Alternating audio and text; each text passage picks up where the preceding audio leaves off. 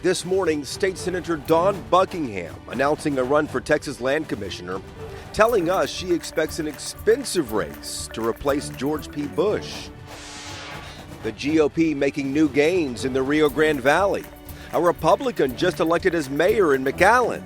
What's behind the political shift there? On Tuesday, a millennial becomes mayor in Fort Worth. Mattie Parker on her generation taking the lead, and changes she might support in the city budget. And Texas Democrats heading to D.C. to strategize at the White House. Do they have any other options to stop Republican efforts to change how we vote? We'll ask State Rep Chris Turner. Inside Texas Politics with Jason Whiteley starts now. Good Sunday morning to our viewers across the state. Let's begin this week with the top political headlines here in Texas. On Wednesday, a big group of Texas Democrats are heading to the White House. These are the House members who walked out of the legislature, killing that Republican bill that would have changed how we vote in this state.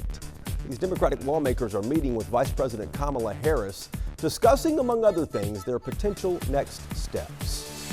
When Democrats walked out, though, they did not only kill that voting bill, but other pieces of legislation behind it. One of them was a bill giving school districts the money to continue virtual learning this fall. Now some school districts like Plano and Frisco in North Texas are telling students that everyone will now be required back in the classroom in August. And the State Bar of Texas has opened an investigation into Texas Attorney General Ken Paxton. The bar is looking at whether Paxton's lawsuit to overturn Joe Biden's presidential win, whether that amounts to professional misconduct. But let's start this Sunday with strategy and those lawmakers who are going to the White House on Wednesday. What will be the next move for Texas Democrats? Do they have one to keep Republicans from changing how, when, and where we vote? So what will Democrats do this time? We began there with State Rep Chris Turner, a Democrat from Grand Prairie, who chairs the House Democratic Caucus. Representative Turner, thank you for the time. I want to talk about the special session that's likely upcoming sometime this summer. Short of walking out and breaking quorum and maybe going into hiding like we saw the senators do, 20 years ago in Lawton, Oklahoma and over in Albuquerque, did Democrats really have an option at all to stop election reform? Well, Jason, Democrats in the House and the Senate are unified in our opposition to these vote suppression bills. I would say that the election reform that the governor and others use is kind of a red herring, because the reality is they're trying to address a problem that doesn't exist, because Republicans have been unable to point to any instance of widespread voter fraud. In fact, the governor was asked specifically about that when he was championing these bills a few months ago, and right. He said he wasn't aware of any examples in Texas. So Democrats are going to continue to tell the truth about these bills, which is that they're a solution in search of a problem. They would make it harder for Texans to vote, particularly Texans of color, and that they're an attempt for Republicans to try to artificially hang on to and preserve power. So we're going to continue to fight them with every tool in our toolbox. We're not going to take anything off the table, but we'll continue to fight. When you say not taking anything off the table, I mean, what are the tools in your toolbox that the Democrats could use? Well, I think look at the tools we used in this past legislative session. There's been a lot of focus, rightfully, on the second to last day of the session and how that ended. But Democrats fought these bills all session long. It means our members fought valiantly throughout legislative hearings, and stretching them into the night, and in some cases over the course of a couple of weeks. We fought on the floor of the House and the Senate through extended debate, through parliamentary maneuvers, through amendments, and through speaking against the bill. And so all of that culminated in the eventual defeat of SB 7 on the second to last day of the session, when Democrats did leave, when Republicans were about to cut off debate. But it would be impossible for me and irresponsible of me to predict right now, when I don't even know when the special session is going to take place, what the timing is going to be of bills moving throughout that special session, what other items on the agenda will be, to predict exactly how we would respond, because we simply don't know yet. But we would never take anything off the table. The state Democratic Party announced the other day that it wants to register 2 million more Texans to vote over the next year. My question is, if these individuals did not vote last year during November of 2020, a very controversial election, what in the world do you think might motivate them to vote right now? Well, I think there's several factors. I was part of that press conference from the Texas Democratic Party the other day, and I salute them for this campaign that they're launching, because there's several things. One, people continue to move to Texas, and so we want to make sure new residents are registered to vote. People continue to turn 18 every day in the state of Texas, so we continue to have newly eligible voters every single day, and so that's a big part of it. But the reality is, yes, there are a lot of people who were eligible to vote in the last election who did not vote. We need to continue to reach out to those people and get them involved in the process. And when they see that Republicans have passed laws to allow for permitless carry and trying to pass laws to suppress the vote in Texas while neglecting to address health care in a meaningful way, by not passing Medicaid expansion, while neglecting to pass common sense gun safety, I think that more and more people are going to want to engage in the process to elect new leaders in Texas, to fight for the issues that matter to them in their communities. So we have to continue to spread that message, and it's important that we continue to register people to vote throughout the state of Texas. All right, Representative Turner, thank you for the time. Thank you for having me. Now to a name and a resignation that you might not immediately recognize, but one you should definitely keep an eye on. Eva Guzman. She resigned there from the Texas Supreme Court. Justice Guzman was the first Hispanic woman elected to statewide office in Texas, and she has gotten millions of votes from Texas Republicans over the years. Now everyone is wondering what she is up to next. Specifically, is she going to run against Ken Paxton and George P. Bush for Texas Attorney General? Ross Ramsey is hearing all the chatter. He's the co-founder and executive editor of the Texas Tribune in Austin. Ross, good morning. Good morning, Jason. How are you? Doing well here. You know, Paxton appears popular with the current Republican base. George P. Bush is obviously running with name recognition. How likely is it that Guzman joins the race, do you think, firstly? And secondly, is there an opening for her? I'd be surprised at this point if she doesn't join this race. I think the opening, if there is one, is with more moderate Republicans and with sort of the law-seeking Republicans. You know, Paxton has been indicted for 6 years now. That has not gone to trial. He says he's innocent, but it's a cloud. He's under a federal investigation after several of his top aides left the agency and kind of blew the whistle, saying or accusing him of using the public office to benefit a private donor. There's enough of that swirl around him that it creates openings or opportunities maybe for other candidates. That's why Bush and Guzman are looking at that race. And they are two we were watching. You know, the governor signed 2 bills in response to the deadly power outages we saw back in February. My question is, are either of these bills enough to prevent something like this from happening again here? You know, the proof's going to be in the pudding. A lot of legislators left thinking, you know, they left a lot of things to do on the table. One of the most talked about things was weatherization of electric facilities. And there were 2 pieces to that. One was weatherize the plants themselves and weatherize the places where they got their fuel. The legislature did more about the electric plants than they did about the natural gas suppliers. That's a hole potentially in this system, and there's a couple of others. And time will tell. Ross, back to you in a moment. Thank you. Coming up, a millennial becomes mayor in Fort Worth this week. Mattie Parker on her generation taking the lead and changes she might support in the city budget. And State Senator Dawn Buckingham from Austin announcing a run for Texas Land Commissioner, telling us she is expecting an expensive race. You're watching Inside Texas Politics. Our podcast the other day on permitless carry has gotten a lot of listens. We talked to 2 veteran police officers from Dallas, both gun owners, both NRA members, who say the bill that the legislature just passed to let anyone carry a gun without training or without a background check, they say it's just a bad idea. When it takes effect September the 1st, these cops say expect longer holds on 911 and delayed response times. You can grab this episode right now. If your phone is handy, aim its camera there at the QR code on your screen. It will take you directly to this episode. Remember, new episodes drop every Tuesday. On Tuesday, though, a millennial will become mayor of Fort Worth. At 37, Mattie Parker will be the youngest mayor of any major city in the United States. After her runoff win last weekend, we called her back about her political priorities when she takes over this week and her generation now taking the lead. Mrs. Mayor-elect, thank you for the time. Thanks, Jason. Good to see you. Have you gotten used to that title yet? Not really, honestly, and I'm still Mattie, but it feels good to be focused on the next stage of governing rather than the campaigning. That's for sure. Yeah, some would say the easy part is behind you. Now comes the hard part of actually governing. Uh, First day on the job is Tuesday, the 15th of June here. Mhm. What is on the top of your agenda, the top of your legal pad to do? Well, Tuesday is largely ceremonial, right? They'll have a swearing in at 7 p.m., both for mayor and the council members that are joining us, which is going to be exciting. So Tuesday, the 15th at 7 p.m. is that date. And then after that, it really begins the work of sitting down with city management and department heads who you really couldn't meet with during the campaign cycle and understand what's happening at the city. First and foremost is our budget.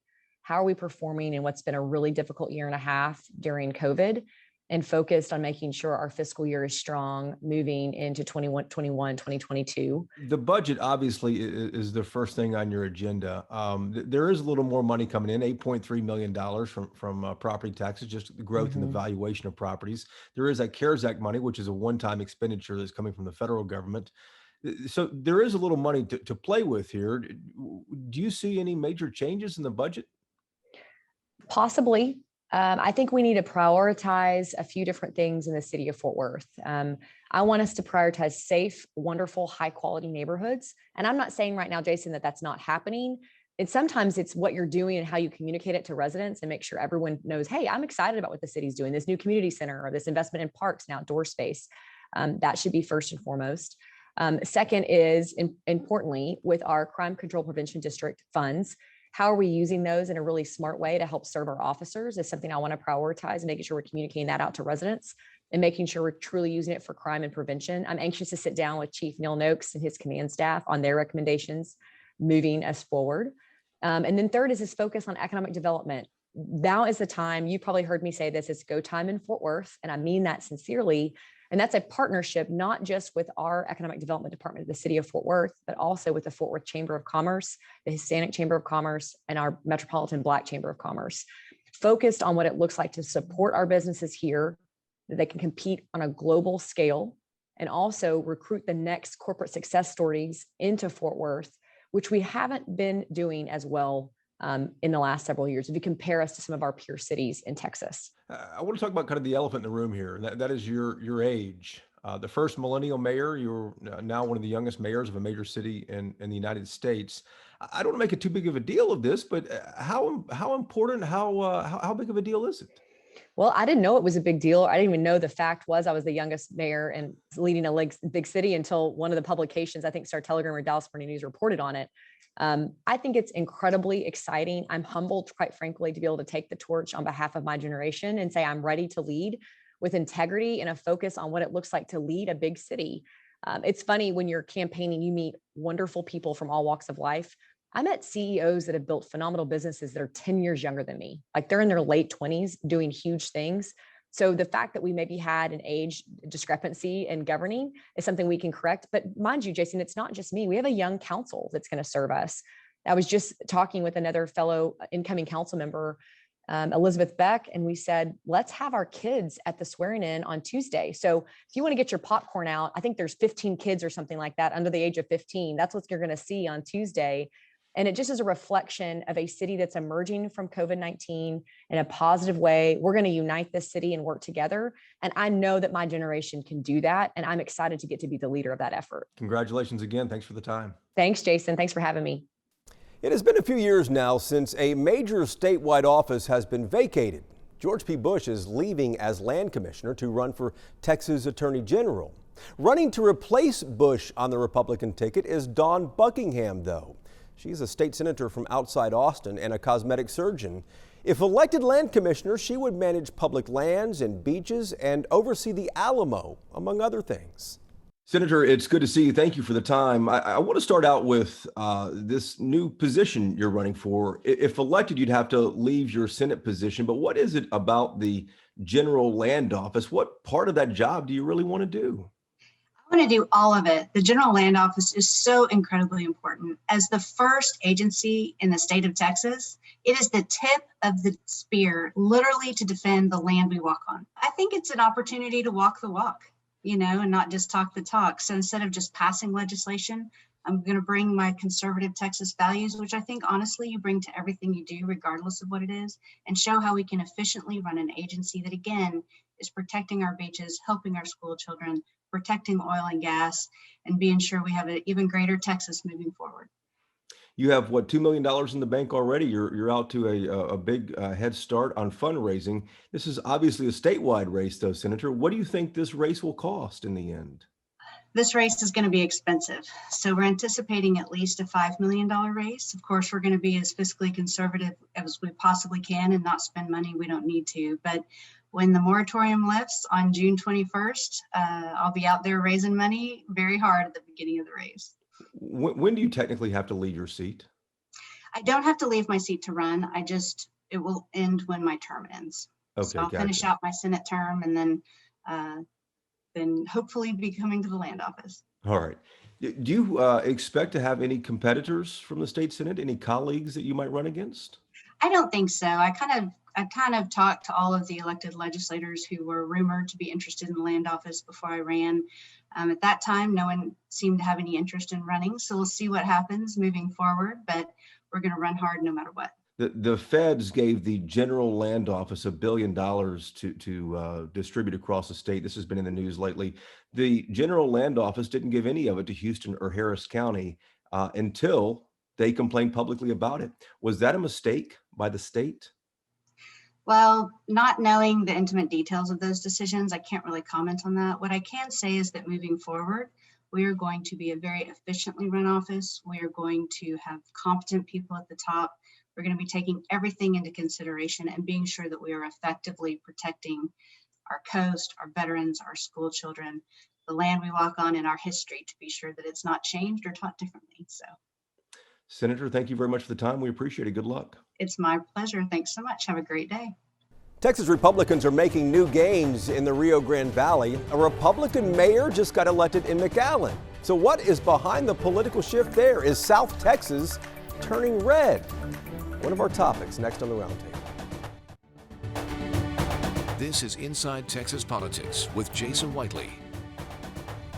Time now for Reporters Roundtable to put the headlines in perspective. Ross Ramsey is back with us from the Texas Tribune in Austin. Bud Kennedy is here from the Fort Worth Star-Telegram, and Bernadine Steptoe joins us each week for this segment as well. She's the political producer at WFAA in Dallas. And Ross, let's start with you. And the new mayor in McAllen is a Republican. The GOP looking like it might be making some inroads there in the valley. Is South Texas turning red before our eyes? I think it's the most conservative Democratic region of the state right now. That used to be West Texas and that all flipped. And then it was East Texas and that all flipped. And now it's South Texas. And it's the latest place where the Democrats are going to have to defend themselves. It's not quite Republican yet. If it was, you would see more legislators and people like that who run under a party banner flipping parties. But, if you get a couple more elections like the one we just had in 2020, you could get some people flipping. Bud, what is behind the shift down there? Well, at the local level, you have officials who are running who are hurt by Democrats talking about, cutting funding for police. People along the border are interested in law and order. They're not interested in being too tough on immigrants, but they're interested in fighting crime in their communities. Immigration is not a problem in the valley just as much as a pedestrian problem. It's, the number of people who pass through on their way to Houston and Dallas, Fort Worth. They're gun owners who want the peace kept, and that's something that Greg Abbott's been able to address and keep crime lower. And he did recently the other day, Bernadine, saying that he wants to build a border wall, stealing that idea, or taking the idea rather, from Don Huffines, his potential primary opponent. Yes, and on face value, that sounds crazy in the sense that former President Trump didn't build it. But if you know what's going on down at the Valley, that messaging will work and can work. And I think that that's some of the problem with the Democrats down in the Valley is their messaging. They're not talking to the people down in the Valley who are voting. And there's something that they're going to have to improve to keep winning down there. Let's shift off and talk for just a moment about the Republican Party chair. Ross Allen West obviously resigned. We're going to wait and see what he does politically, his next move is. But the question is, does the chair is changing hands again. Does that position really impact the rank and file of the party? It doesn't really impact the rank and file. It impacts some of the mechanics of the party, you know, what the party does in elections, what it does to get voters out, all of those kinds of things. But it's, you know, it's more mouthpiece than it is actual substance.